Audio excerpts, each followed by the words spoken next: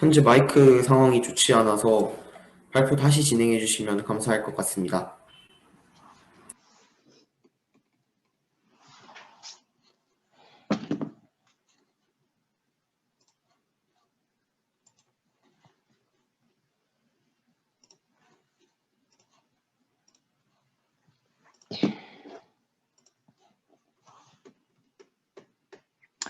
죄송합니다. 진행 상황 보고 다시 시작하겠습니다. 안녕하십니까. 12대 의장단입니다. 진행 상황 보고 시작하겠습니다. 순서는 첫 번째 하반기 운영위원회 진행, 두 번째 의장단 공약입니다. 먼저 하반기 운영위원회에 대해 말씀드리겠습니다. 하반기 운영위원회는 상반기 운영위원회와 마찬가지로 매주 금요일 23시에 진행되었고 시험기간 2주 전부터 회의를 진행하지 않았습니다.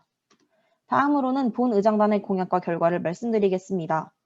차례는 의장단의 공약 중 하나인 입법청원안 공모전과 우수위원회 선정, 마지막으로 월 회비와 입회비 사용 내역, 의장단 활동비 사용 내역에 대해 말씀드리도록 하겠습니다. 첫 번째로 본 의장단의 공약 중 하나였던 입법청원안 공모전입니다. 입법청원안 공모전은 9월 14일에 개최하여 10월 12일부터 25일 1차 심사, 10월 26일부터 11월 1일 2차 심사, 11월 2일부터 8일 3차 심사를 거쳐 최종 결과를 발표하게 되었습니다. 일반 청소년부와 대한민국 청소년의회 출신 의원부로 나누어 개최하였으나 일반 청소년부 지원자가 예상보다 적어 대한민국 청소년의회 출신 의원부 한 팀만 시상하였고 관리자가 지원자의 개인정보를 모두 삭제한 입법청원안을 4명의 의장단에게 전달하는 방식으로 평가는 블라인드 심사로 진행되었습니다. 즉 관리자를 제외한 총 4명의 의장단만 심사를 맡았으며 피드백 또한 관리자를 통해 전달하였습니다. 결과는 고려인 및 중앙아시아 동포 보호를 위한 출입국 관리법 일부 개정안을 발의한 파칭코 팀이 1위로 선정되었습니다. 선정 이유는 다음과 같습니다. 평가 요소였던 창의성, 실용성 부분에서 높은 점수를 받았으며 맞춤법 및 형식을 제대로 지켜 입법 청원안 작성 매뉴얼 인지도 또한 높게 평가하였습니다. 발표 영상을 기간 내에 제출했으며 안내한 규칙에 따라 적절한 영상을 제출했기에 최고점을 받은 팀이었습니다. 본 의장단은 이를 대한민국 청소년의회 홈페이지에 공지하였으며 1위 팀에게 기권상과 상금을 수여하였습니다. 두 번째는 우수위원회 선정입니다. 각 위원회 회의 후 설문조사를 진행하는 등 우수위원회를 선정하려 하였지만 참여율이 비슷하여 각 위원회별로 2명씩 멘토님이 활발하게 활동해주신 의원님을 선정하여 1인당 만원씩 지급하는 걸로 대체하기로 하였습니다. 세 번째는 카카오톡 오픈 채팅방을 이용한 의원님들과의 활발한 소통입니다. 본 의장단은 2020년 4월 18일 12대 의장단 오픈 채팅방을 개설하여 많은 의원님들께서 이를 활발히 이용해 주셨습니다. 의장단에 대한 궁금증 해소부터 의정활동 중 궁금한 점, 총회 관련 질문, 공모전 관련 질문에 이르기까지 가리지 않고 답변해 드렸습니다. 네 번째는 월 회비와 입회비 사용 내역, 의장단 활동비 사용 내역에 대해 말씀드리겠습니다.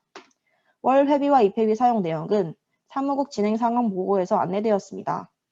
본 의장단의 활동비 모두는 공약 이행에 사용되었으며 총 20만 원을 사용하였습니다. 이 중 10만 원은 입법청원안 공모전 상금으로 사용되었으며 나머지 10만 원은 각 위원회별 우수위원님 선정에 사용하였습니다. 비록 12월 총회도 온라인으로 진행하게 되었지만 총회에 적극적으로 참여해주신 의원님들께 정말 감사의 말씀드립니다. 이로써 의장단 진행 상황 보고를 마치겠습니다. 감사합니다.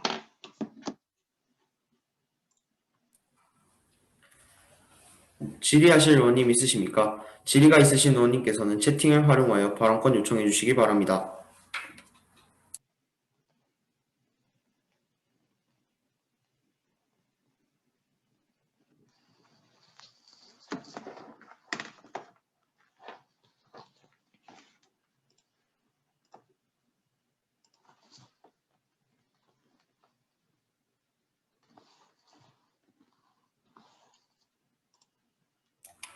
원활한 의정활동을 위해 의원님들의 참여가 필요합니다. 질의하실 의원님 계십니까?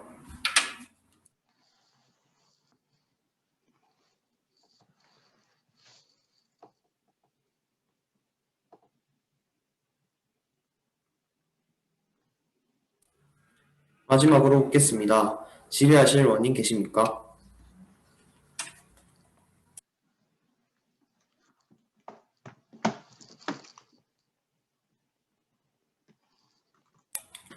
감사합니다. 다음은 상임위원회별 진행상황 보고가 있겠습니다. 교육과학기술위원회 송환희 위원장님 그리고 김용진 의원님께서 발표해 주시겠습니다.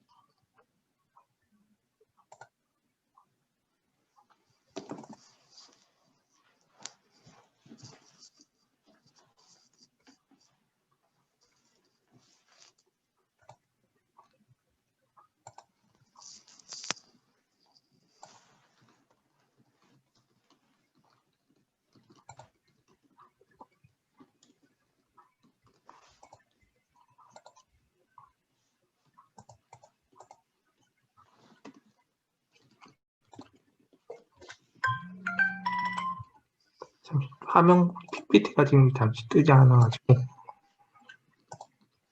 죄송합니다.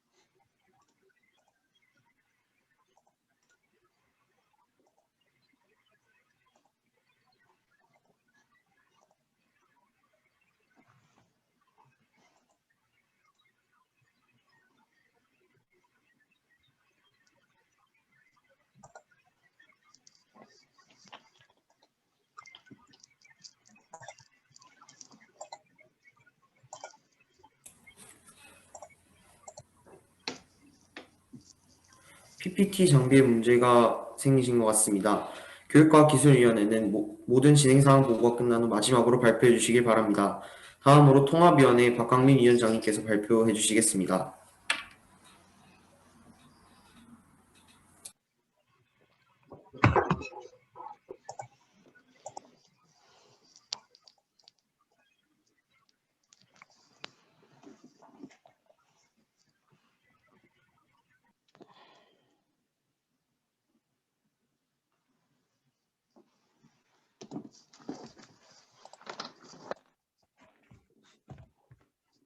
네, 그럼 지금부터 발표 시작하도록 하겠습니다.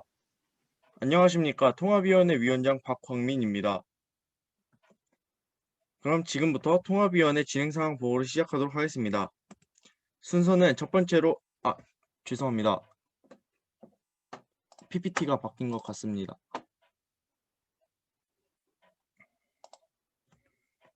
네, 그럼 순서부터 다시 시작하도록 하겠습니다. 순서는 첫 번째로 입법청원안, 캠페인 진행, 그리고 마지막으로 추가 사항에 대하여 보고를 하도록 하겠습니다. 첫 번째로 입법청원안입니다. 본위원회에서는 최근 많은 사람이 이용하는 영상 공유 플랫폼인 유튜브에 청소년에게 부적합한 정치적, 폭력적, 선정적인 광고가 게시되다 보니 많은 청소년들이 불쾌감을 느꼈으며 청소년의 건전한 인격과 시민의식의 형성에 저해야 한다고 판단하게 되었습니다. 이에 본위원회는 유튜브 등 온라인 매체의 청소년 유해 광고를 제한하기 위한 청소년보호법 개정안을 발의하게 되었습니다. 자세한 내용은 추후 입법청원안 발표를 통하여 전해드리도록 하겠습니다. 두 번째는 캠페인 활동입니다. 지난 진행상황 보고에서 보고하였던 것 같이 흡연에 관한 카드뉴스를 제작하였습니다. 총 3회로 구성하여 대한민국 청소년의회 공식 페이스북 페이지에 게시하였습니다. 이뿐만 아니라 본위원회 회의를 통하여 캠페인 활동을 추가로 진행하는 것으로 가열되어 인권 감수성에 관한 온라인 캠페인 활동을 진행하였습니다.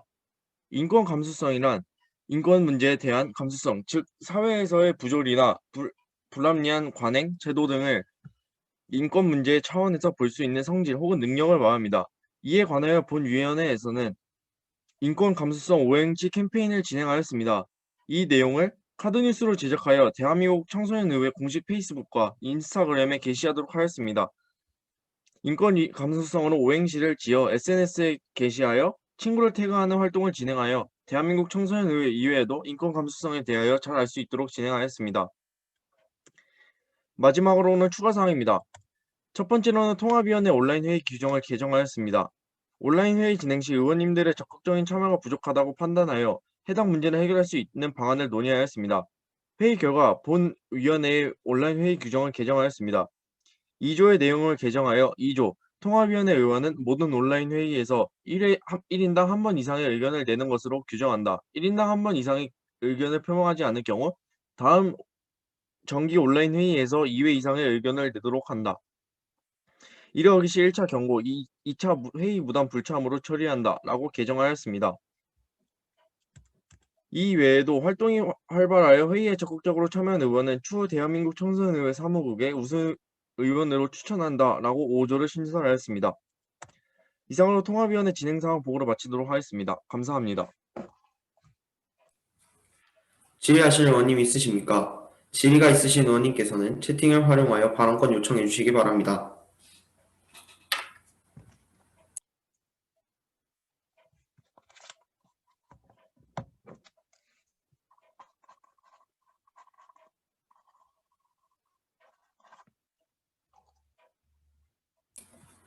원활한 의정활동을 위해 의원님들의 참여가 필요합니다. 질의하실 의원님 계십니까? 정치법제위원회 김재천 의원님 질의 부탁드립니다. 네. 아까 진행하셨다고 했던 그 오행시 캠페인에 대한 좀 구체적인 결과를 좀 알고 싶습니다. 네, 아직 결과라고 할 것까지는 아직 도출되지 않았고요.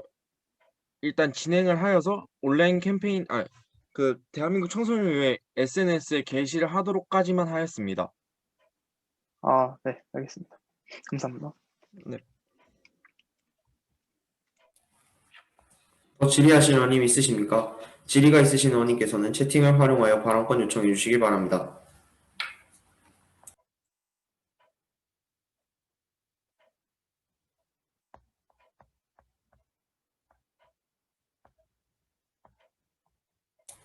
마지막으로 묻겠습니다. 질의하실 의원님 계십니까?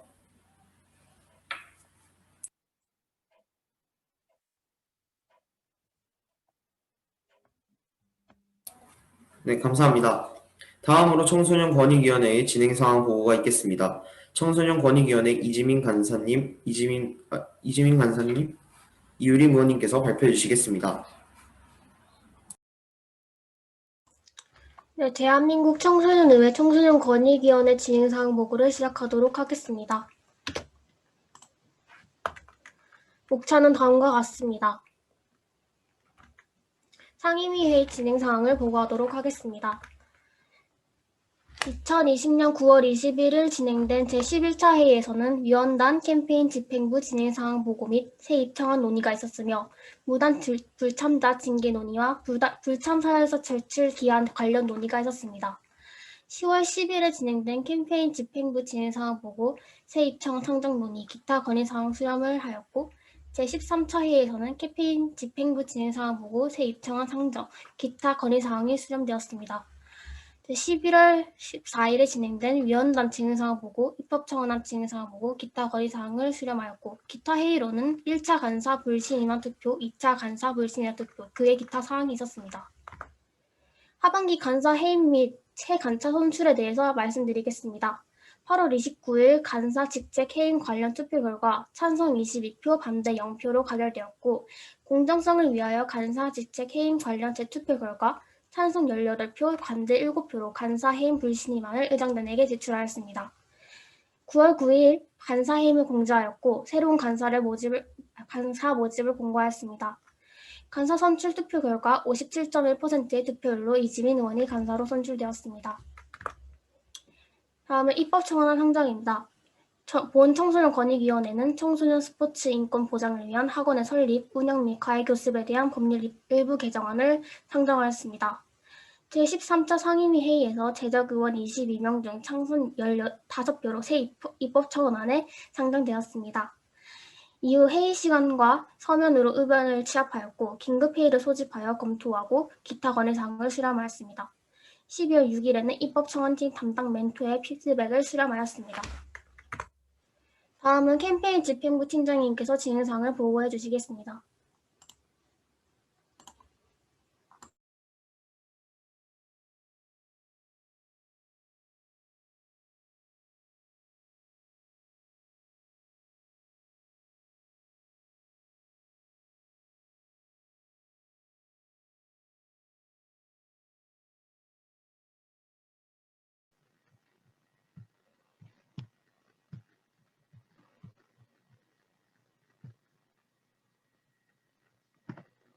네, 안녕하세요. 청소년권익위원회 캠페인팀 팀장 이유림입니다. 지금부터 진행 상황 보고 시작하겠습니다. 우선 9월 초부터 데이빗 코아프로 다가왔던 본 의원을 대신해 부팀장이셨던 송민희 의원님께서 팀장직을 인수인계받아 진행하셨습니다. 본 팀의 주 프로젝트였던 학교 밖 청소년 인식 개선을 위한 카드뉴스 및 영상 제작을 마치고 코로나19 확산세로 인한 캠페인의 방향성을 다시 재정비해야 했기 때문에 회의 끝에 시립광진청소년센터 청소년운영위원회 아디솔 14기 분들과 함께 활동을 진행하게 되었습니다. 카드뉴스와 영상은 빠른 시일 내에 제작을 완료하였고 이 컨텐츠들과 함께 팀 내에서 여러 번의 회의 끝에 10월 31일 서울특별시 어린이 청소년 인권 페스티벌에서 토크쇼 형식으로 캠페인을 성공적으로 마쳤습니다. 비록 한계점도 분명히 존재했고 시청자 또한 그렇게 많지는 않았지만 본 팀은 청소년권익위원회라는 이름에 걸맞게 청소년들이 직접 기획하였고 TF위원회를 꾸려 많은 청소년들과 소통하며 협업하였기에 그것으로 목표를 이뤘다고 생각합니다. 이상으로 캠페인팀 진행 상황 보고 마치겠습니다. 감사합니다. 질의하실 의원님 있으십니까? 질의가 있으신 의원님께서는 채팅을 활용하여 발언권 요청해 주시기 바랍니다.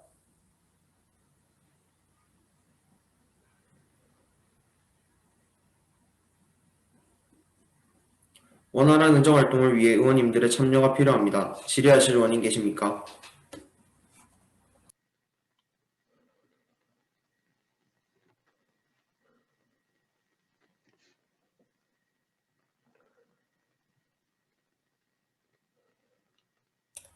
마지막으로 묻겠습니다. 질의하실 의원님 계십니까?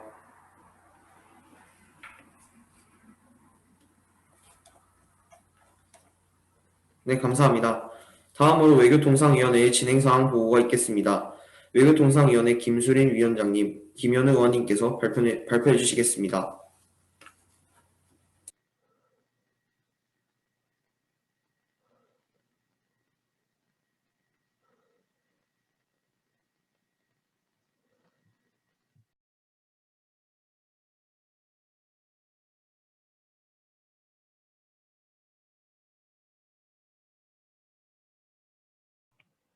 네, 안녕하십니까. 외교통상위원회 위원장 김수린 위원장입니다. 지금부터 외교통상위원회 진행사항 보고를 시작하겠습니다.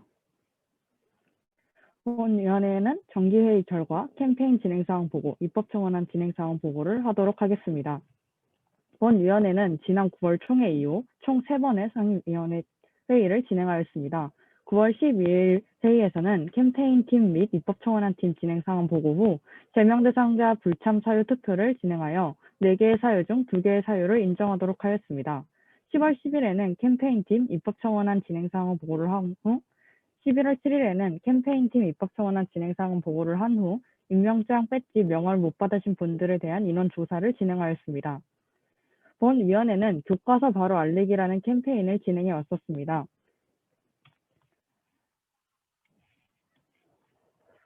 이 캠페인팀은 SNS팀, 이벤트팀, QR코드팀으로 진행을 한 후 마무리를 하였습니다. SNS팀은 11월 첫째 주에 카드뉴스를 만들어 SNS를 활용하여 홍보하였고, 이벤트팀은 11월 둘째 주에 손글씨 릴레이를 진행하였습니다.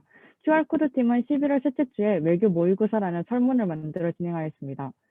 11월 셋째 주에 마지막으로 캠페인 활동을 진행하고 외교통상위원회의 교과서 바로 알리기 캠페인 활동을 마무리하였습니다. 본 위원회에서는 입법청원안을 총 4가지를 진행하였습니다.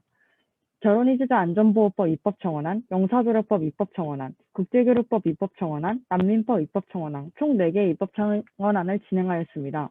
결혼이주자 안전보호법 입법 청원안은 지난 6월 총회에 상정하였고 영사교류법 입법 청원안은 이번 12월 총회에 상정하게 되었습니다. 국제교류법 입법 청원안은 진행하고자 하던 다문화가족지원법과 국제문화교육진흥법이 존재하며 시행이 잘 되지 않는 것이 문제인 것을 파악 후 개정에 대한 미지수라고 판단하여 입법청원안을 보류하게 되었습니다. 난민법 입법청원안은 팀원 간의 원활한 일정 조율이 문제가 발생하여 입법청원안 작성에 무리가 있다고 판단하여 입법청원안 작성을 실패하였습니다. 다음으로 캠페인 팀 진행 사항 보고를 시작하도록 하겠습니다.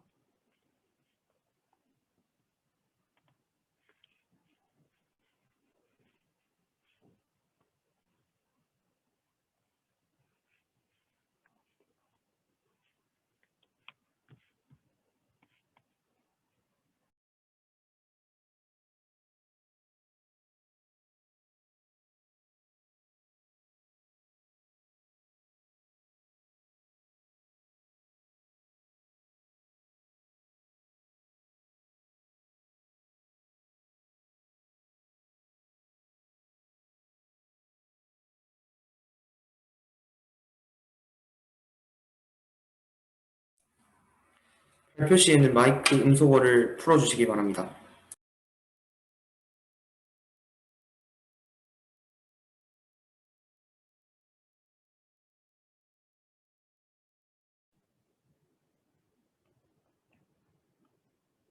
다시 하도록 하겠습니다. 안녕하십니까. 외교통상위원회 교과서 바로 알리기 팀장 김현우입니다. 지금부터 진행 상황 보고를 시작하도록 하겠습니다. 교과서 바로 알리기 캠페인에는 15분의 팀원들이 있으며 외국 교과서 내에 기재된 왜곡된 우리나라 역사를 바로잡기 위함을 주 목적으로 하는 캠페인 팀입니다. 목차는 캠페인 진행 준비, 캠페인 진행, 캠페인 팀 마무리를 목차로 하였습니다. 캠페인을 진행하기 위해 8월 말부터 왜곡된 우리나라 역사를 찾아 팀원들과 공유했고 그 결과 독도 간도 문제, 덕혜옹주 등 외국 교과서상에서 왜곡된 사례들을 찾을 수 있었습니다. 팀원들과 9월부터 캠페인 방식에 대해 논의한 결과 얼마나 우리나라 역사에 관해 알고 있는지 조사할 수 있는 네이버 폼 설문과 역사를 지키자는 인식을 깨워주기 위한 참여형 캠페인과 우리나라 역사의 중요성 및 왜곡된 교과서의 심각성에 대한 카드뉴스 제작을 계획하게 되었습니다. 15명의 팀원이 5명씩 팀을 나누어 진행했고 10월 25일 회의 결과 10월 26일부터 3주간 진행하게 되었습니다. 첫 주에 진행한 QR코드 팀은 멘토님의 도움을 받아 대청이 페이스북 공식 계정에 게시하고 저를 포함한 팀원들이 인스타그램에 대청이 태그와 함께 게시하였고 게시글 내용엔 캠페인 진행 이유, 참여 방법이 적혀 있었습니다. 첫째 주엔 이벤트 팀이 인스타그램에 교과서는 바로 잡고 우리들은 바로 알자라는 글귀를 손으로 적어 게시하는 손글씨 릴레이 캠페인을 진행하였습니다.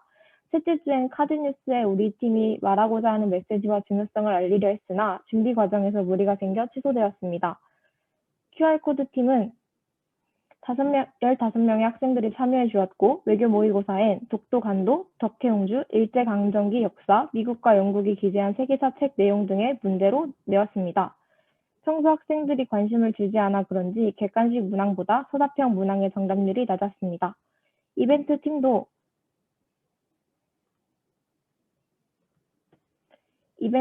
5명이 손글씨 캠페인에 참여해 주었습니다. 캠페인을 끝낸 후 11월 14일 팀원들과 마지막 인사를 나눔으로써 공식적으로 캠페인 활동이 마무리되었습니다.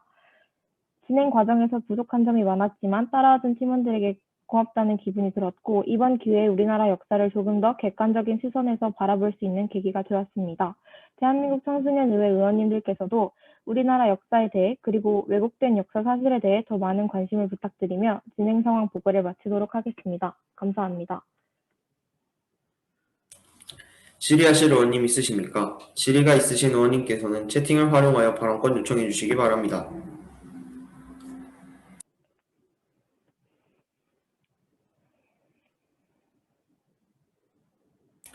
원활한 의정활동을 위해 의원님들의 참여가 필요합니다. 질의하실 의원님 계십니까?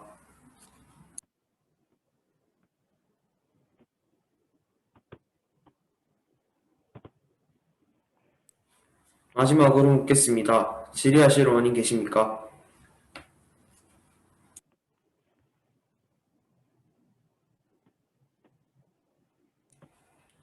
네, 감사합니다. 다음으로 정치법제위원회의 진행상황 보고가 있겠습니다. 정치법제위원회 양준호 위원장님, 홍은영 의원님께서 발표해 주시겠습니다.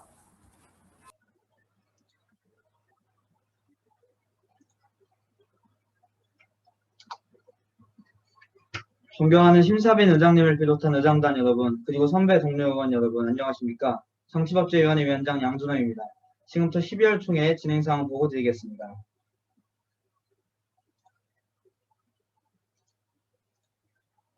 먼저 월별 온라인 회의 결과를 보고 드리겠습니다.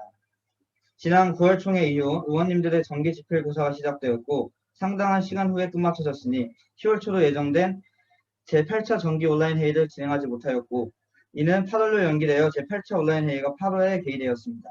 8차 회의에서는 12월 총회 상정 예정인 입법청원 주제에 관련하여 토론하였으며 매 회의 때마다 실시되었던 위원회 대표 캠페인 진행사항 보고는 서면으로 제출하였습니다. 제9차 회의는 2주의 간격을 두고 역시 11월에 실시되었으며 9차 회의에서는 12월 총회 상정 예정인 입법청원안의 준비 방식을 토론 후 의결하였으며 9차 회의에서도 8차와 같이 위원회 대표 캠페인 진행사항 보고는 서면으로 제출하였습니다. 다음으로 이번 12월 총회에 상정된 위원회 대표 입법청원안에 대해 보고드리겠습니다. 먼저 김재민 의원님께서 발의하신 국회의원 권력남용 방지를 위한 공직선거법 일부 개정안과 이승환 의원님께서 발의하신 국회의원의 국무총리 및 국무위원 겸직 금지를 위한 국회법 일부 개정안이 있습니다. 마지막으로 위원회 대표 캠페인 중 청소년 정치인식 개선 캠페인 팀장님께서 보고를 이어 마친 후 성재복지원 진상규명 캠페인의 홍은영 팀장님께서 보고하신 후 제11회 정치법제위원회 보고를 마치겠습니다.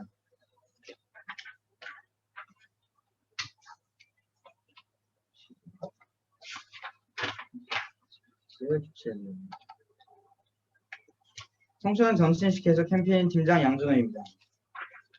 먼저 진행사항 보고 드리겠습니다. 결론부터 말씀드리면 지난 보고 이후에도 상당한 진척사항을 찾아볼 수 없었으며 사실상 팀 해체가 조속히 이루어졌다고 보는 것이 더 현실적이라고 생각했습니다. 이는 물론 팀 내의 자발적, 적극적 참여를 찾아보기 힘들었던 점과 보훈위원회 팀장으로서의 부족함이 일부 작용하였으리라 생각하며 가장 큰 이유는 코로나19로 인해 계획하였던 외부 활동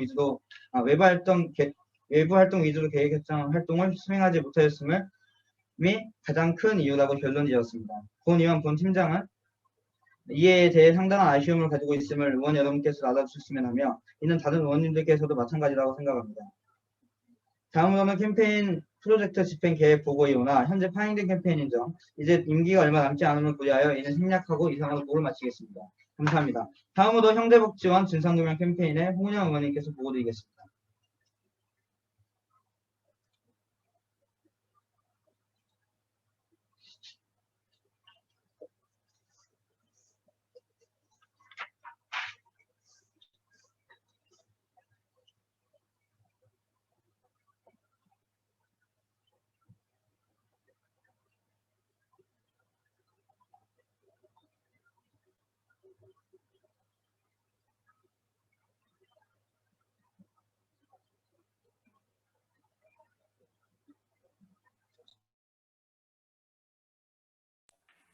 발표하실 때에는 마이크 음소거를 해제한 후 발표 시작해 주시면 감사하겠습니다.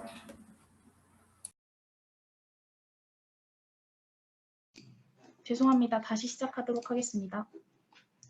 안녕하십니까 의원 여러분. 정치법제위원회 형제복지원 사건 피해자 진상규명 및 권익신장 캠페인 팀장 홍은영 의원입니다. 진행 상황 보고 시작하도록 하겠습니다. 현재 피해자분들의 상황입니다. 지난 10월에 비상선고 심리가 개시되었지만 단 한 번밖에 진행되지 않았고 선고 날짜조차 잡히지 않은 상황이라고 합니다. 또한 지난 6월에 개정된 과거사 정리 개정법에 따라 12월 10일부터 조사위원회가 조사를 시작하였다고 합니다.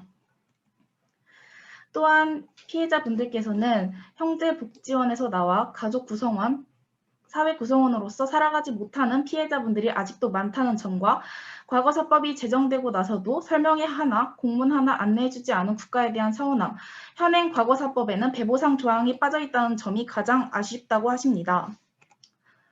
고로 본 캠페인 본 캠페인은 진실화해를 위한 과거사 정리 기본법 널리 알리기, 아까 말씀드렸다시피 피해자분들의 아쉬운 점을 담은 현재 피해자분들의 상황 널리 알리기를 카드뉴스 제작 후에 이를 배포하려고 합니다.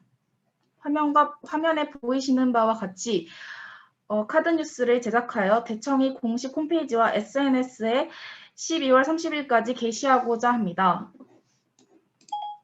이상입니다.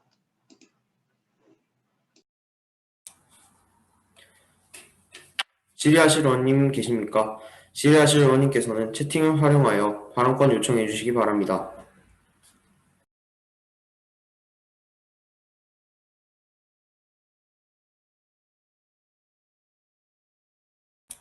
마지막으로 묻겠습니다. 질의하실 의원님 계십니까?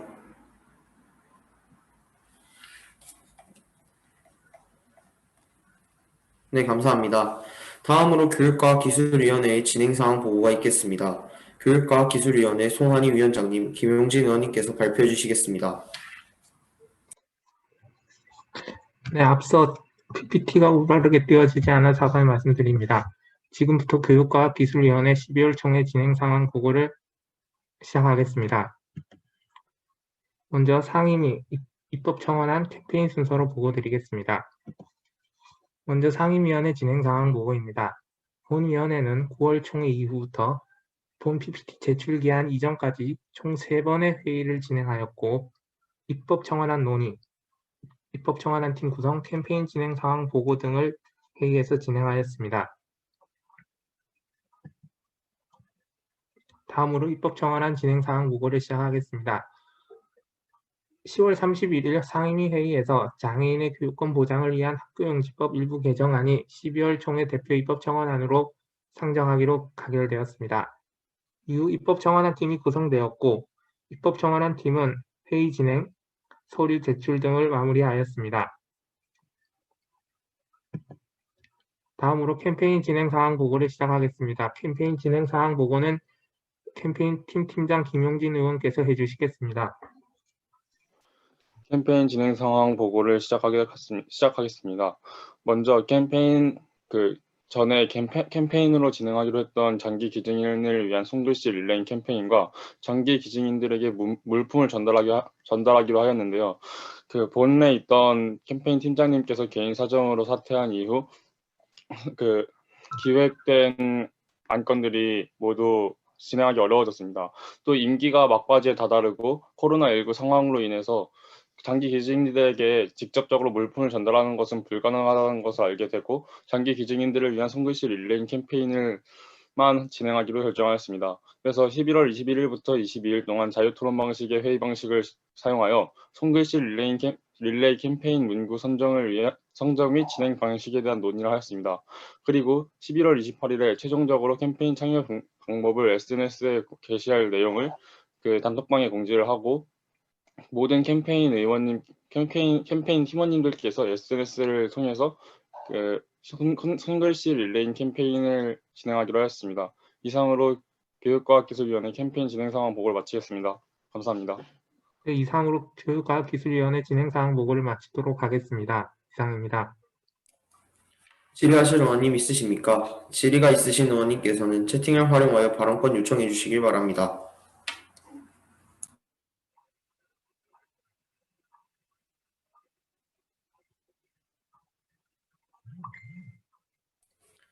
마지막으로 묻겠습니다. 질의하실 의원님 계십니까?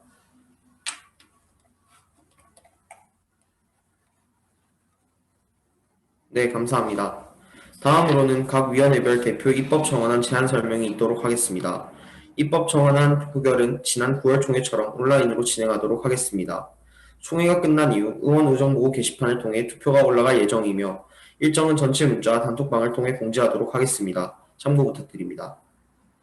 이제 교육과학기술위원회의 입법 청원안 제안 설명을 시작하도록 하겠습니다. 장애인의 교육권 보장을 위한 학교용지 확보 등에 관한 특례법 일부 개정안 발표자님께서는 발언을 시작해 주시기 바랍니다.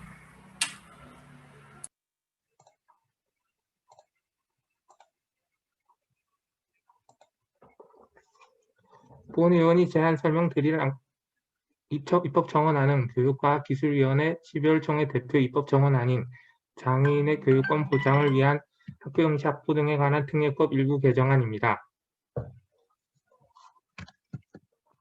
소개 의견, 제안 이유, 주요 골자, 기대 효과 등으로 설명드리겠습니다. 먼저 소개 의견입니다. 헌법 제31조 1항에는 교육을 받을 교육권에 관한 내용이 있습니다. 장애인 역시 교육권이 있기 때문에 교육적 배려를 위한 자들에게 장애인에게 특수학교가 운영 중입니다. 100세대 이상의 주택 건설용 토지를 조성, 개발할 때 의무적으로 공립 초중고의 용지 조성, 개발을 포함시켜야 하는 것이 현행 학교용지법입니다. 그러나 이런 특수학교가 학교용지의 조성, 개발, 공급 등에 관한 특례 대상으로 지정되지 않아 그동안 학교용지법 개정에 대한 목소리가 나왔습니다. 하지만 개정에 대한 여러 목소리에도 불구하고 아직까지도 특수학교 건립에 많은 어려움이 생겨 장애인들의 교육권이 침해받고 있는 상황입니다. 법률로서 학교용지법에 특수학교 건립을 포함하지 않을 경우 민비 현상으로 인해 특수학교를 설립할 시기에 근처 지역 주민들의 반대로 인해 특수학교가 건립될 확률이 줄어들 우려가 존재합니다. 다음으로 제안 이유에 대해서 설명드리겠습니다. 학교용지법에서는 공립 초중고를 학교용지의 조성, 개발, 공급에 관한 특례 대상으로 지정시켜 용지 확보를 돕고 있습니다. 여기에 특수학교도 포함시켜 장애인의 인권과 학습권을 지키고자 합니다. 서울시 교육청이 최근 이와 같은 내용을 국회에 건의한 적이 있고 20대 국회에서는 이러한 법안이 실제로 발의된 적이 있으나 임기 만료로 인해 폐기되었습니다. 많이 논의되는 법안 중 하나이지만 실제로 시행되지 못하는 상황입니다. 하지만 장애인의 학습권 보장을 위해 실제로 시행되어야 한다고 생각하기에 제안하였습니다. 본 의원은 현행 학교용지 확보 등에 관한 특례법 제1조, 제2조 1항에 있는 학교용지의 종류에 오른쪽과 같이 특수학교도 포함시킬 것을 제안하는 바입니다. 이 법안의 기대 효과로는 학교용지의 종류에 특수학교를 포함시킴으로써 지역 주민들의 특수학교 설립 기피에 따른 부지 확보의 어려움을 해소할 수 있습니다. 그리고 최종적으로 장애인의 교육권을 보장할 수 있습니다. 이상입니다. 질의하실 의원님 있으십니까? 질의가 있으신 의원님께서는 채팅을 활용하여 발언권 요청해 주시길 바랍니다.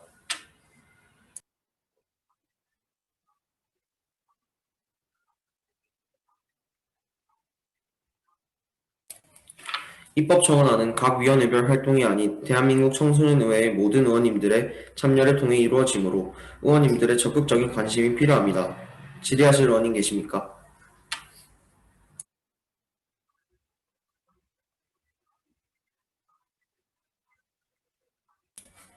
마지막으로 묻겠습니다. 질의하실 의원님 계십니까?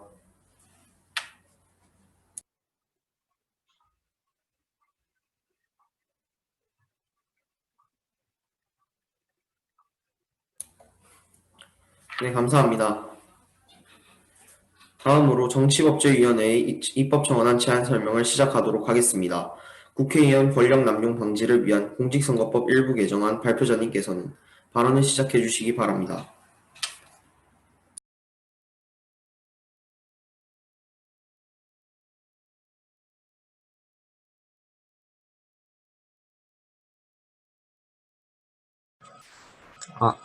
잘 들리십니까? 네.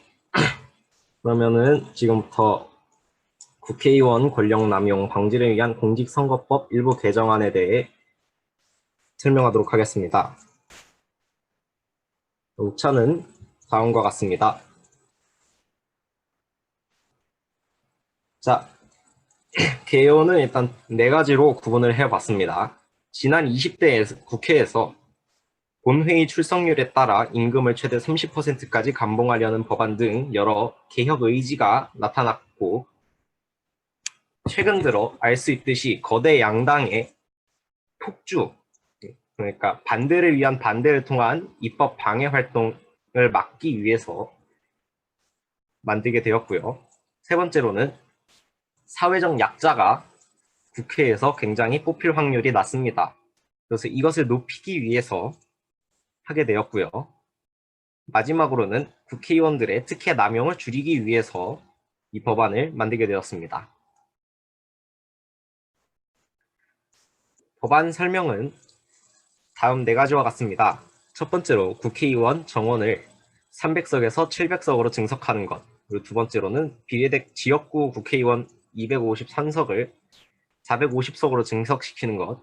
비례대표 국회의원을 47석에서 250석으로 증가시키는 것. 그리고 소선거구제를 중선거구제로 바꾸고 한 지역구당 1인을 뽑는 곳에서 3인을 뽑는 것으로 바꾸는 것으로 정하였습니다. 단 후보가 3명이 되지 않을 시 2명만을 선출하고 그 위에 지역구 의원수가 비례되었을 때 비례대표로 전환하는 법안을 만들게 되었습니다.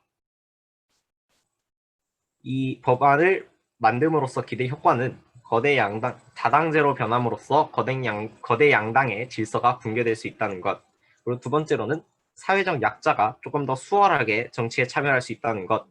그리고 세 번째로 국회의원이 특혜를 사용함에 따라 증석이 되기 때문에 국회의원들이 특혜를 사용하는 것에 눈치가 보일 수 있기 때문에, 그리고 네 번째로는 정치인에게 의석수를 증석시킴으로써 그들에게 한 발 내어주고 그들에게 개혁을 조금 더 당당히 요구할 수 있게 하는 것입니다.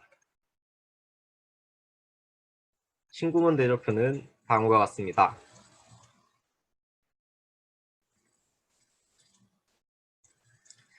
이상으로 국회의원 권력 남용 방지를 위한 공직선거법 일부 개정안에 대한 제안 설명을 마치도록 하겠습니다. 감사합니다.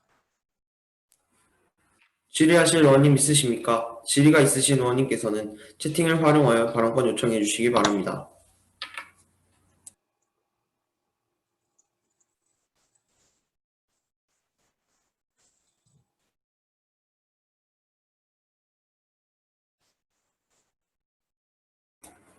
원활한 의정활동을 위해 의원님들의 참여가 필요합니다. 질의하실 의원님 계십니까?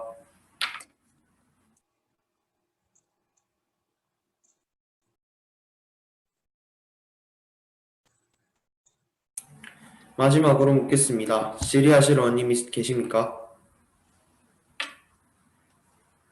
청소년 권익위원회 나승엽 의원님 질의 부탁드립니다. 안녕하세요. 청소년 권익위원회 의원 나승엽입니다. 비례대표석을 47석에서 250석으로 늘리신다고 하셨는데 비례대표를 250석으로 늘릴 경우에 선거 방식을 어떻게 생각하시고 계신지 여쭤보고 싶습니다. 네, 지금 현재 이제 정당 투표를 따로 해서 지지율을 산출한 뒤 지역구 국회의원과 반대되는 순으로 이제 의석을 배분하지 않습니까? 이제 의석수가 증가하기 때문에 어쩔 수 없이 이제 다시 과거로 돌아가서 선거 이후 지역구 국회의원과 반대되는 지지율로 주는 것을 없애는 것에 따로 이제 만들어야 할 것 같습니다.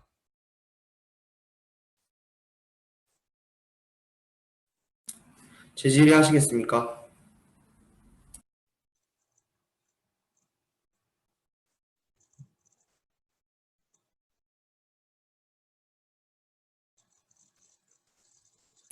재질의 허가합니다. 지금 현재 사용하고 있는 비례대표제가 아닌 과거 비례대표제를 사용하신다는 말씀인가요? 네, 일단은 그렇게 되면은 가장 다당 큰 지역구를 많이 가져가는 당에게도 불만이 많이 갖지 않고 지역구가 거의 없거나 없는 국회의원 정당에게도 어느 정도 이익이 될 거라고 생각을 합니다.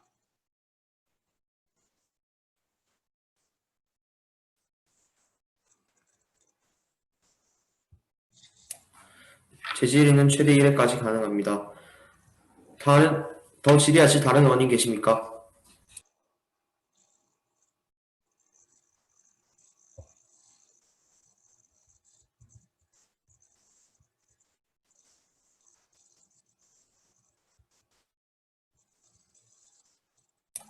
통합위원회 장민준 의원님 질의해 주시기 바랍니다. 안녕하십니까. 통합위원회 장민준 의원입니다. 현재 국회의원 정석이 300명인데 700명으로 늘린다는 건 2배 이상 늘리는 것인데, 이럴 경우 상임위 배정이라든지 법안 처리 과정에서 지나치게 시간이 소요되는 등의 문제가 발생할 수 있지 않을까요? 그 점에 대해서는 어떻게 생각하시는지 궁금합니다. 네. 분명 의석수가 2배 이상으로 증가함으로써 이제 법안 상임위 의원도 증가할 것이고 충분히 법안 논의 기간도 심각하게 길어질 수 있습니다. 하지만 오히려 저는 심의 기간이 길어지면 길어질수록 매우 극심하게 필요한 법안이 아닌 경우에 더 공정성을 늘릴 수 있는 법안이라고 방법이라고 본 의원은 판단하여서 이렇게 증석을 선택하게 되었습니다. 재질의하시겠습니까?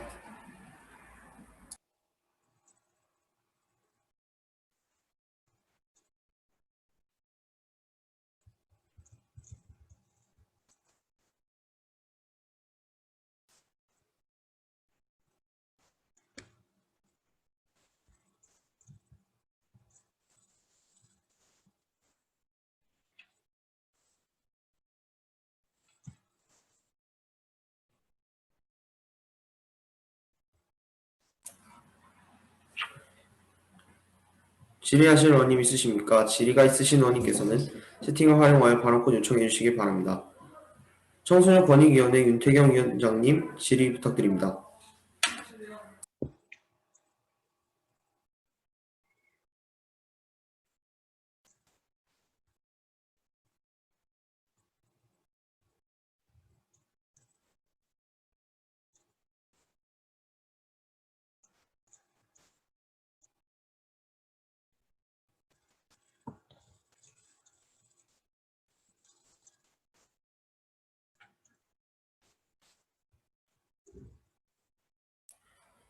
윤태경 위원장님 질의 부탁드리겠습니다.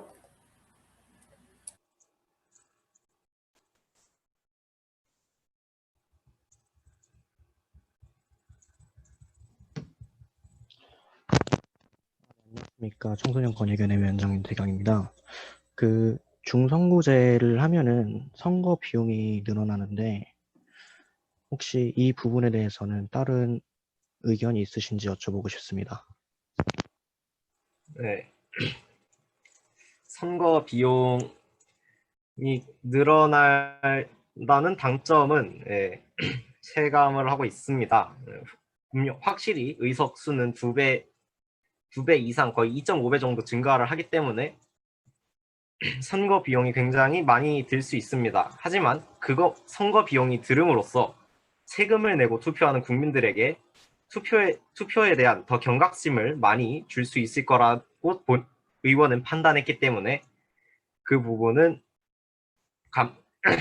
표기하지 않는 것으로 결정했습니다.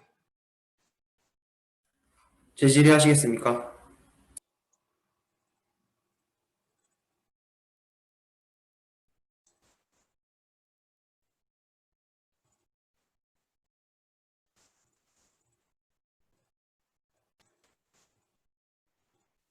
괜찮은 것 같습니다. 네, 감사합니다. 질의는 최대 3회까지 가능하므로 다음으로 넘어가도록 하겠습니다. 그리고 모든 의원님들께서는 질의를 마친 후 이상입니다 라는 말로 끝을 내주시면 감사하겠습니다.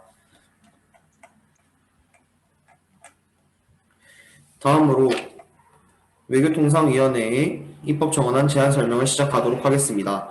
제 국민인권신장을 위한 영사조력법 일부 개정안 발표자님께서는 발언을 시작해 주시기 바랍니다.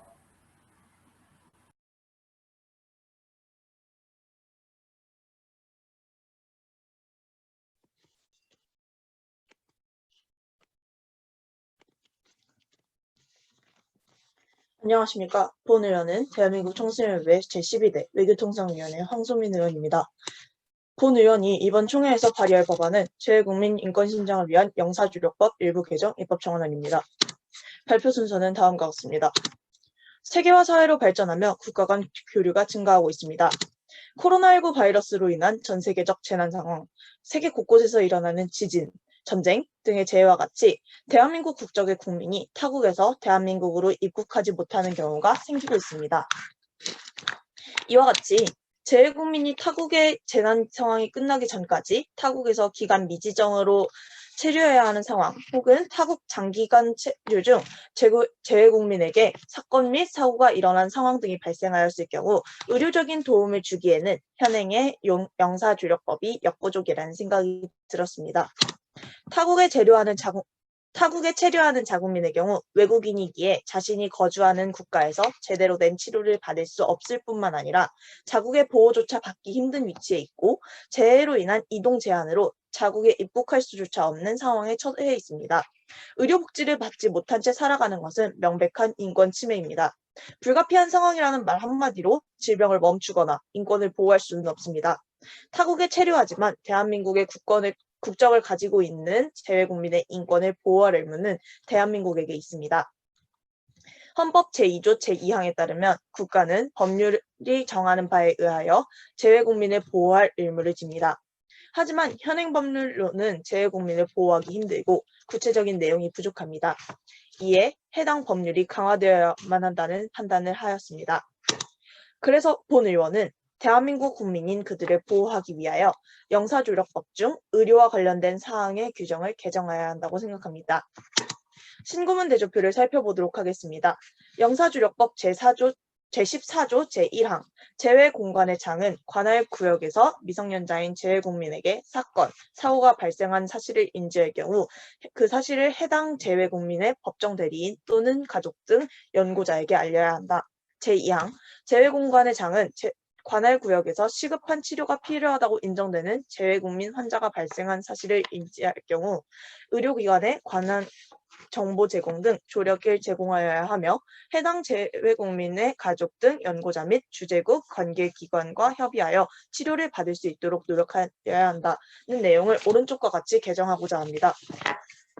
제14조 제1항 재외공간의 장은 관할 구역에서 시급한 치료가 필요하다고 인정되는 재외국민의 환자가 발생할 사실을 인지할 경우 해당 재외국민이 가족 등 연고자 및 주재국 관계기관과 협의하여 치료를 받을 수 있도록 해야 한다. 그리고 제2항은 삭제하는 방향으로 개정했으면 합니다. 또한 제14조 제1항에 대한 규칙을 다음과 같이 신설합니다. 제1호 30일 이상 타 국가에서 방문 및 체류하는 대한민국 국적의 국민은 치료 동의서를 작성하도록 한다. 제2호 재외국민은 출국 2개월 전까지 당사자 및 보호자의 치료 동의서를 상세히 작성하여 대한민국 외교부에게 전달하여야 한다. 제3호 제14조 제1항에 읽어 재외국민은 해당 국가 입국 전에 자신의 안전을 확보하기 위한 정보를 숙지하고 치료 동의서에 치료에 필요한 내용을 상세히 작성하여 치료에 협조할 수 있도록 해야 한다. 제4호 치료 동의서 항목 세부 사항은 보건복지부 및 외교부 장관령으로 정한다. 이와 같은 영사조력법 개정으로 신설된 분칙에 의하여 치료 동의서를 미리 작성하여 재외국민인 환자가 위급한 상황에 보호자와 연락이 원활히 진행되지 않을 시에도 환자를 치료할 수 있어 위급한 상황에서도 빠르게 대처할 수 있습니다. 치료 동의서에 환자 자신의 건강에 관한 정보를 함께 작성함으로써 의사가 환자의 건강 상태를 알고 효율적으로 치료를 진행할 수 있습니다. 또한 재외국민은 해당 국가 입국 전 안전을 확보하기 위한 정보를 숙지함으로써 자신의 안전을 적극적으로 보호할 수 있을 것이라고 생각합니다. 영사조력법 개정으로 재외국민뿐만 아니라 유학 혹은 장기 여행 중인 자국민의 치료 부담도 줄어들 것이고 해외 의사들이 우리나라 국민들의 건강에도 법률적으로 책임짐으로써 재외국민의 건강권이 보장될 수 있습니다. 더불어 재외국민의 의료사건이 발생할 경우 경위를 조사하는 데 도움이 될 것입니다. 이상으로 재외국민 인권 신장을 위한 영사조력법 일부 개정 입법 청원안 발표를 마치겠습니다. 감사합니다. 질의하실 의원님 있으십니까? 질의가 있으신 의원님께서는 채팅을 활용하여 발언권 요청해 주시기 바랍니다.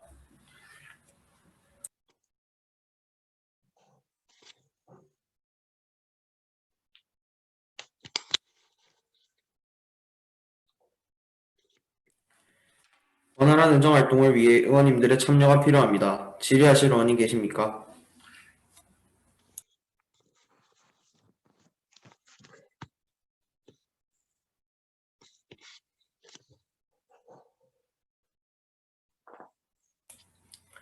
마지막으로 묻겠습니다. 질의하실 원인 계십니까?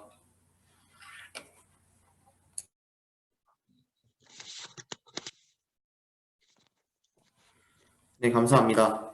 다음으로 청소년권익위원회의 입법정원안 제안 설명을 시작하도록 하겠습니다. 체육계 내 인권침해 문제에 따른 학교체육진흥법 일부 개정안 발표자님께서는 발언을 시작해 주시기 바랍니다.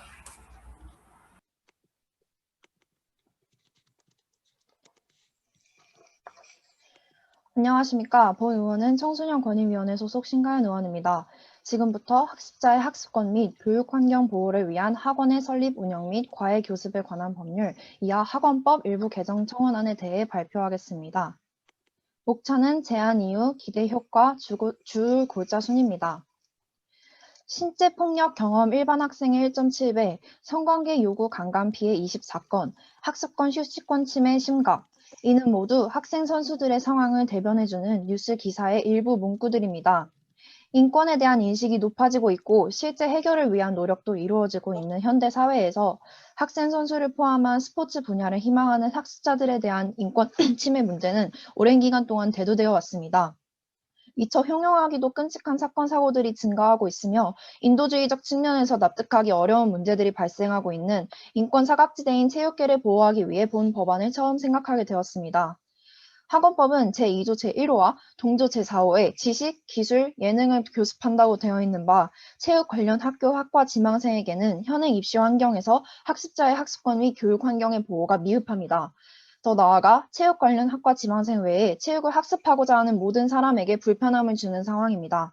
이는 부당한 학습권 침해라고 봄이 타당합니다. 올해 문화체육관광부로부터 제출받은 전국 사설 스포츠클럽 기초조사에 따르면 무려 9,844개, 즉 10,000개에 육박하는 사설 스포츠 학원이 다양한 형태로 운영되고 있으며 집계되지 않은 개인 체육 과외 교습까지 포함한다면 훨씬 많은 숫자가 이에 해당될 것으로 나타나고 있습니다. 그러나 이러한 스포츠 사교육 시장을 법 제도적으로 규제할 수 없는 점 알고 계셨습니까?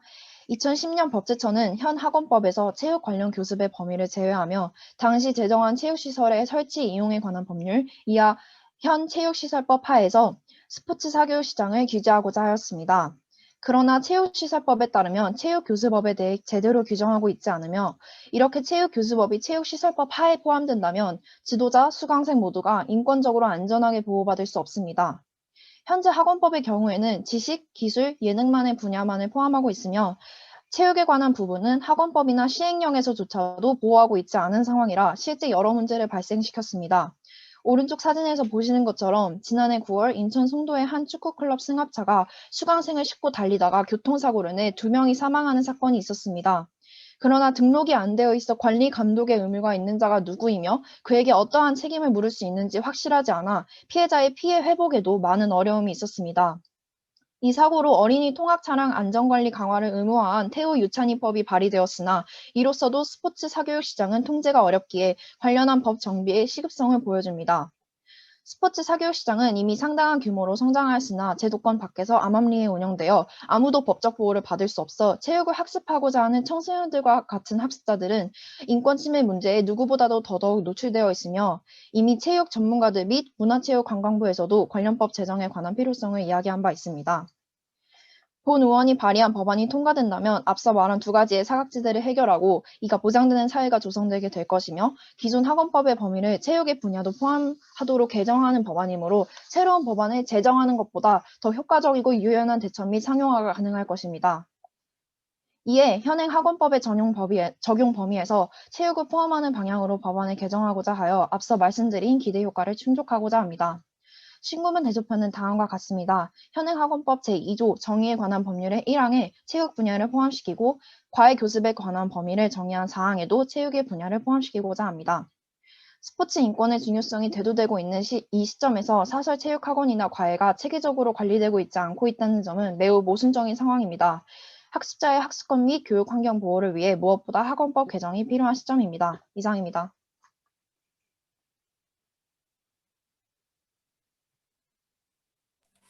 질의하실 의원님 있으십니까? 질의가 있으신 의원님께서는 채팅을 활용하여 발언권 요청해 주시길 바랍니다.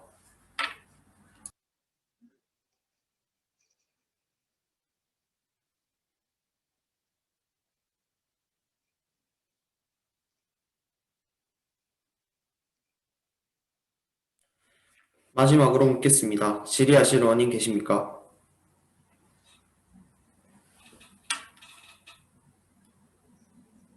네, 감사합니다. 모든 의원님들께서는 모든 회의가 끝날 때까지 캠을 켜주시길 부탁드리겠습니다. 다음으로 정치법제위원회의 입법 정원안 제안 설명을 시작하도록 하겠습니다. 국회의원의 국무총리, 국무위원 겸직 금지를 위한 국회법 일부 개정안 발표자님께서는 발언을 시작해 주시길 바랍니다. 안녕하십니까. 본 의원은 대한민국 청소년노회 정치법제위원회 소속 이승환 의원입니다.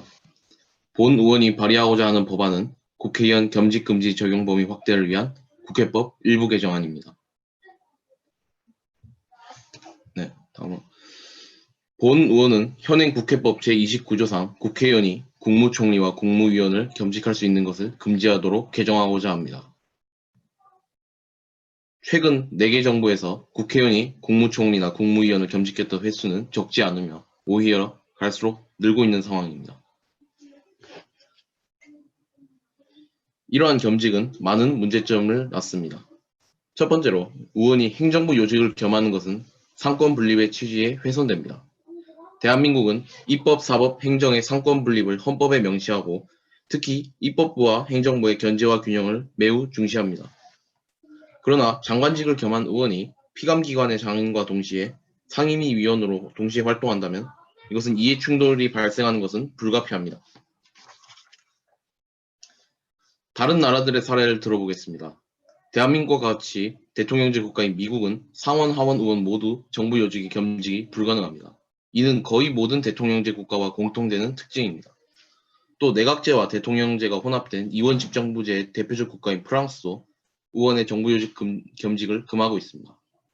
그렇다면 입법부와 행정부의 벽이 다소 낮은 의원 내각제 국가들은 어떨까요? 대표적으로 일본과 영국이 있는데 해당 국가들은 겸직이 가능하지만 겸직한 의원의 법률안 발의의 활동을 금지하는 등 최소한의 제한 장치가 존재합니다. 그러나 대한민국 국회의원은 겸직 후 별도의 제한 행위가 존재하지 않습니다. 다른 나라와 상당히 대조되는 경우이며 대한민국 국회의원만의 과도한 특권이라고 할 수 있겠습니다. 다음으로 생기는 문제는 업무의 비효율성 문제입니다. 국무위원은 행정갑부의 장이므로 자연스레 국회의원의 의정활동보다 행정부 업무가 중시될 수밖에 없습니다. 결국 저렇게 본회의 출석, 상임위 출석, 법안 발의, 지역구 관리, 수상실적, 정책토론회, 공청회 등 기여활동 등 정말 많은 활동에서 공백이 발생하는 것이 불가피합니다. 네, 다음으로 특히 많은 정부 부처가 충청권에 있는 세종으로 이전되면서 이러한 업무 공백은 더더욱 심화되었습니다. 다음은 신구문 대조표입니다. 다음과 같이 국회법 제29조 의원 총리 또는 국무위원직 외 다른 직을 겸할 수 없다 해서 국무총리와 국무위원을 삭제하고 또한 39조에서 상임위 위원을 자율적으로 사임할 수 있는 것을 삭제하였습니다. 네, 마지막으로 기대효과입니다. 상권 분립의 원칙을 재정비하고 의정활동의 공백을 제거하며 비효율적이고 불필요한 특권을 폐지하게 되는 것입니다. 네, 이상으로 발표를 마치겠습니다. 경청해 주셔서 감사합니다. 질의하실 의원님 있으십니까? 질의가 있으신 의원님께서 채팅을 활용하여 발언권 요청해 주시기 바랍니다.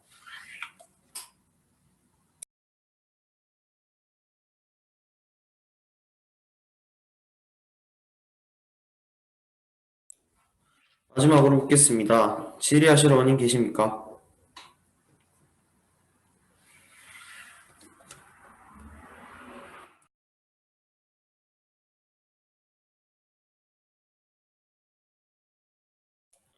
네, 감사합니다. 다음으로 통합위원회의 입법 정원안 제안 설명을 시작하도록 하겠습니다. 유튜브 등 온라인 매체의 청소년 유해 광고 제한을 위한 청소년 보호법 일부 개정안 발표자님께서는 발언을 시작해 주시기 바랍니다.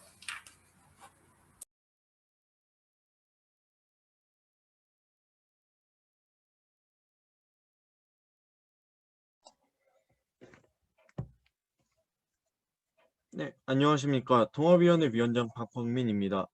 지금부터 유튜브 등 온라인 매체의 청소년 유해 광고를 제한하기 위한 청소년 보호법 개정안에 대하여 발표를 하도록 하겠습니다. 발의자는 본위원회 심소희 의원입니다. 순서는 제한 이유, 주요 글자, 기대 효과 순으로 진행하도록 하겠습니다. 제한 이유입니다. 최근 들어 많은 사람들이 영상 공유 플랫폼인 유튜브를 이용하고 있습니다. 유튜브의 영향력은 전 세계 월 19억 명이 이용할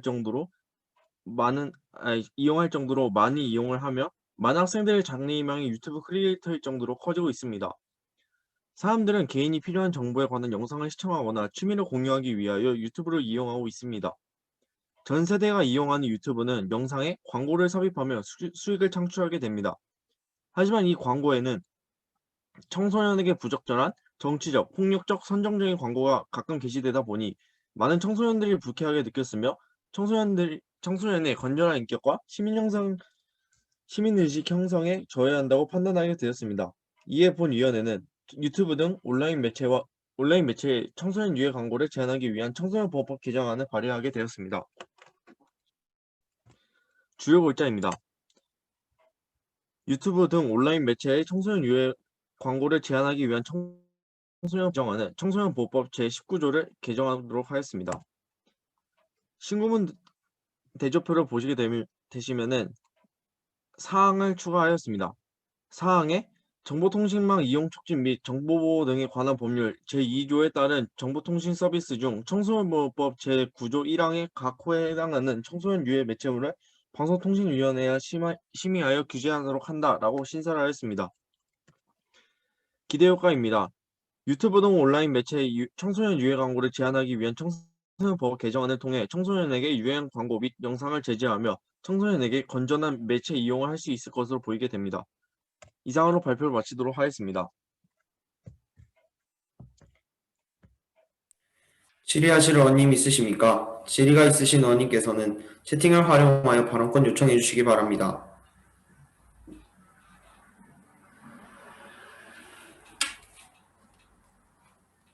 원활한 의정활동을 위해 의원님들의 참여가 필요합니다. 질의하실 의원님 계십니까?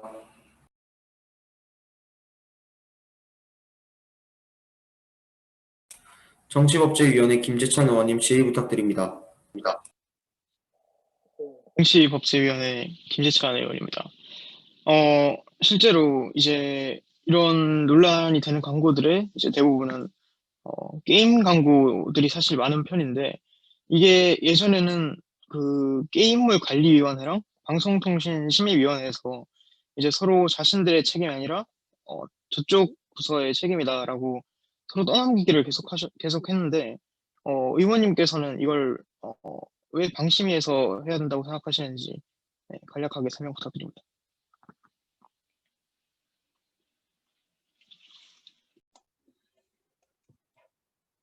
일단 방송통신위원회라는 위원회 자체가 TV와 마찬가지로 모든 온라인 매체들을 통제하는 약간 어쨌든 그런 관련 법률을 가지고 있고 심의하는 곳이기 때문에 저는 그 방송통신위원회에서 해야 된다고 생각을 했습니다. 재질의하시겠습니까?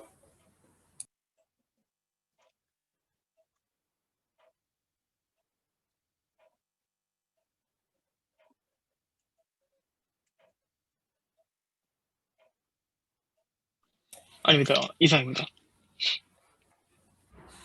네, 더 질의하실 의원님 계십니까?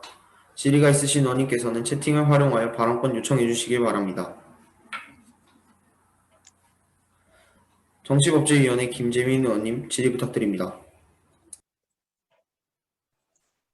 네, 질의드리겠습니다. 본 의원이 이 법안을 잘 이해했는지 모르겠지만 이 법안이 지금 유튜브에서 청소년들이나 상대에게 부적절한 광고 표현을 막는 법안이지 않습니까? 그 중에서 또 아까 정치나 그런 이제 극히 주관적인 것도 포함될 것 같은데, 이제 그 광고를 돈을 내고 부탁했던 사람들이 개인의 표현의 자유를 침해하는 행위 아니냐라는 항의가 들어올 시에는 어떻게 해결하실 생각이신가요? 네, 일단은 그 앞서 저희가 말씀드렸던 것처럼 그 청소년보호법 제9조 1항에 그 청소년 유해 매체물에 해당되는 것만을 통해서 규제를 하도록 할 것이고요. 만약에 그렇게 된다고 하더라도 지금 이 법안에 대해서는 그 게임 광고자, 아니, 그 광고의 사익보다는 청소년들의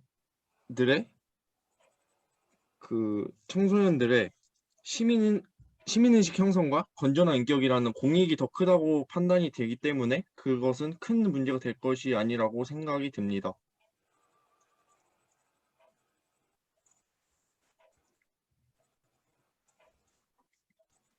재질의하시겠습니까? 아니, 없습니다. 더 질의하실 의원님 있으십니까? 질의가 있으신 의원님께서는 채팅을 활용하여 발언권 요청해 주시길 바랍니다.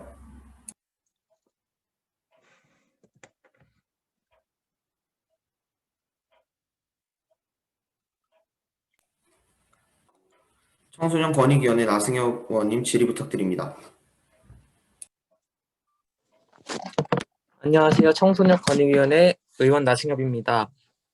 그 유튜브에서 청소년 유해 매체를 제한하신다는 것 같은데, 그러면 그 청소년 유해 매체를 선정하는 또는 선별하는 그런 기준이 있을까요? 근데 그 앞서 말씀드렸던 것처럼 청소년보호법 제9조 1항에 보시면은 청소년 유해 매체물에 대해서 규정이 되어 있는데 그것에 대한만 규제를 하는 것으로 하였습니다.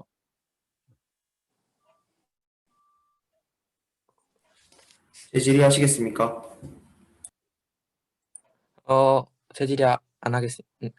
재질이 없습니다. 네, 이상입니다. 질의는 최대 3회까지 가능합니다. 감사합니다. 지금까지 발표한 모든 입법 청원안의 표결은 지난 9월 총회처럼 온라인으로 진행하도록 하겠습니다. 코로나19로 인해 12월 총회를 부득이하게 온라인으로 진행하였으나 모든 의원님들이 회의에 잘 참여해 주셔서 감사하다는 말씀 전해드리고 싶습니다. 이상으로 대한민국 청소년의회 제12대 의원 12월 총회 폐회를 선언합니다. 코로나로 인해 의원님들도 자주 뵙지 못했고 기획했던 활동들도 할 수 없어서 아쉬움이 많이 남았지만 끝까지 함께 해주셔서 감사합니다. 올 한 해 정말 수고 많으셨습니다. 이제